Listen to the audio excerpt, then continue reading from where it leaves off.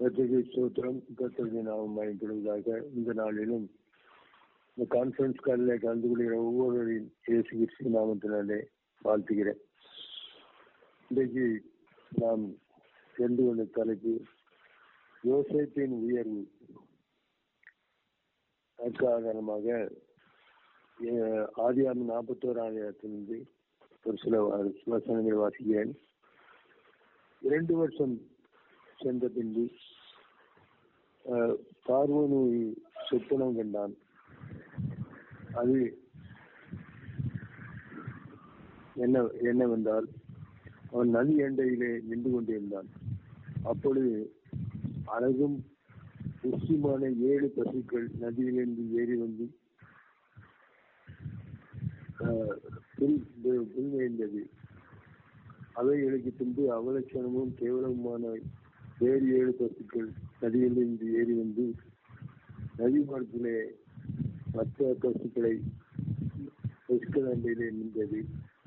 அவலட்சணமும் கேவலமுமான பசுக்கள் அழகும் புஷ்டியுமான 7 பசுக்களையும் பட்சித்து போட்டது.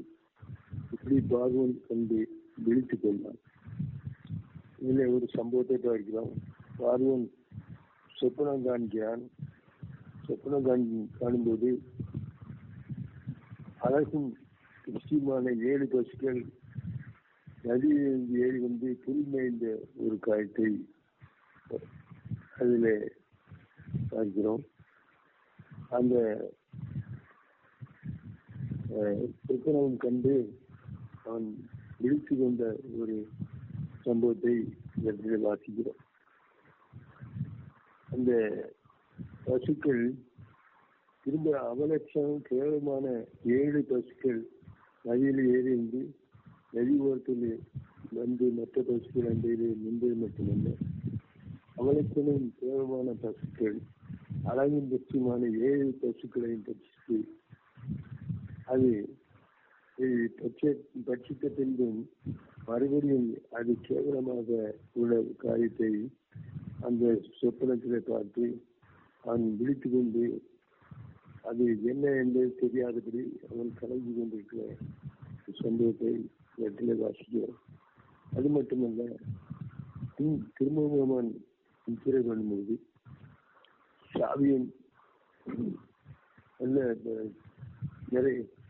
நிறைமேனியான 7 கதிர்கள் உள்ள ஒரு சம்பவத்தை பார்க்கிறார். அது மட்டுமல்ல, சாவியானதும் கீழ்காற்றில் தீண்டுமான 7 கதிர்கள் உழைத்து சாவியான கதிர்கள் செருமையில் நிறைமேனியான அந்த கதிர்களை விழுங்கி போட்ட ஒரு காரியத்தை பார்த்து அவன் இது என்ன என்று தெரியவில்லையே என்று சொல்லி கலங்கி கொண்டிருந்தது மட்டுமல்ல, அவன் அங்குள்ள அந்த மந்திரவாதிகளையும் சாஸ்திரிகளையும் அழைத்து அவன் சொப்பனத்தை சொல்லி இதன் அர்த்தம் என்ன என்று சொல்லி விளக்கம் கேட்கும்போது யாரும் விளக்கம் கொடுக்க முடியவில்லை. அது அவர்களுக்கு புரியவும் இல்லை, விளக்கம் கொடுக்கவும் இல்லை. அப்படிப்பட்ட சந்தர்ப்பத்தில் தான் பானபாத்திரக்காரன் தலைவனாகிய ஒரு மனுஷன் தான் செய்த குற்றத்தின் நிமித்தமாக தலையாரின் வீட்டிலே சிறைச்சாலையிலே யோசேப்பின் இடத்த சேம்பாயின் தலைவனும் பானபாத்திரன் தலைவனும் சென்றிருக்கும்போது அவர்கள் வெவ்வேறு அர்த்தமுள்ள சொப்பனத்தை கண்ட ஒரு சம்பவத்தையும் அதன் காரியத்தை சொன்ன ஒரு சம்பவத்தையும் பானபாத்திர தலைவன் நினைவு கூர்ந்து, இப்படி எதிரையே பிள்ளையாண்டான் ஒருவன் இருந்தான் இருக்கிறான். அவன் எங்கள் சொப்பனத்தை விடுவித்து அவனை அழைத்தால் அவன் சொப்பனத்தை அர்த்தத்தை சொல்லுவான் என்று சொல்லி ஏற்சமத்தில் ஏற்ற வார்த்தைகளை சொல்லும்படியான ஒரு சம்பவத்தை பார்க்கிறோம். இந்த விதமான காரியத்தை அவன் சொல்லும்போது பார்வன் அவனை அழைக்கிறான். சிறைச்சாலையிலிருந்து அழைக்கும்போது அவன் சவரம் பண்ணி கொண்டு வேறு அச்சரம் தைத்து கொண்டு பார்வன் முன் வந்து நிற்கும்போது அந்த சொப்பனத்தை சொல்லும்போது அவைகளின் அர்த்தத்தை சொல்கிறார். 2 சொப்பனமும் ஒரே அர்த்தமுள்ள சொப்பனம் தான். 7 வருஷம் நல்ல செழிப்பான வருஷம் வரும். அதிலே ஏராளமான விளைவுகள் இருக்கும். அதற்கு பின்பு 7 வருஷம் கடுமையான பஞ்சம் வரக்கூடிய சம்பவத்தை தேவன் காண்பித்திருக்கிறார். அந்த பஞ்ச நாட்களிலே மக்களை காப்பாற்றும்படியாக பார்வன் செய்ய வேண்டியது என்னவென்றால், அந்த நிலத்திலிருந்து அவர்கள் விளையக்கூடிய விளைச்சலிருந்து 500 பங்கை அவர்களிடத்திலிருந்து வாங்கி அதை பண்டகசாலையிலே பத்திரப்படுத்த வேண்டும். அப்படி பத்திரப்படுத்தும் போது அது பின்னால் உள்ள நாட்களிலே, பஞ்ச நாட்களிலே அவனுக்கு விநியோகிக்கப்படும் போது அது பிரயோஜனமாக இருக்கும் என்று சொல்லி அப்படியாக ஒரு காட்டை சொல்லி, இதற்கு நல்ல ஞானம் உள்ள மனுஷன், ஒரு தெளிவான புத்தியுள்ள மனுஷன் அவனை பார்த்து அதன் காரியத்தெல்லாம் செய்தால் கொஞ்சம் நலமாயிருக்கும் என்று சொல்லி, அந்த அழிவிலிருந்து தப்பித்துக் கொள்ளக்கூடிய ஒரு சூழ்நிலையையும் யோசித்து சொல்லும்போது அது பார்வன் யோசித்து பார்த்து இது விதமான தேவாவியை பெற்ற இந்த மனுஷனை விட வேறு யாராவது இவர்களுக்கு இந்த கல்வி சிறந்தவர்களாக இருக்க முடியுமா என்று சொல்லி மற்ற அதிகாரிகளிடத்தில் யோசனை பண்ணி அவளும் எல்லாரும் கலந்து ஆலோசனை பண்ணி யோசிப்பை அவன் அந்த எழுத்து முழுவதுக்கும் அதிபராக மாற்றிய ஒரு காட்சி பார்க்கிறோம். அது மட்டுமல்லாமல் நான் சிங்காசனத்தில் மாத்திரமே நான் உன்னையோட பெரியவனாக இருப்பேன் என்று சொல்லி அவனுடைய முத்திரை மோதிரத்தை கழட்டி யோசேப்பின் கையில் போட்டு நல்ல வஸ்திரங்களை உடுத்திவிட்டு கழுத்திலே பொன் சரப்பணிகளை அணிந்து அவனுடைய 2ஆம் வராட்சியை ஏற்றி எழுத்து முழுவதுக்கும் அவனை சுற்றி வர வந்து அவனை தண்டனைக்கு பணியும்படியான காட்டை செய்து அவனுக்கு அதிகாரத்தையும் ஆலயத்தையும் கொடுக்கிற ஒரு சம்பவத்தை இந்த இடத்துல வாசிக்கிறோம். இப்படியாக அவன் சாதாரண சூழ்நிலையில் இருந்த ஒரு சூழ்நிலையிலிருந்து ஒரு உயர்த்தப்பட்ட ஒரு சூழ்நிலைக்கு கடந்து வருகிற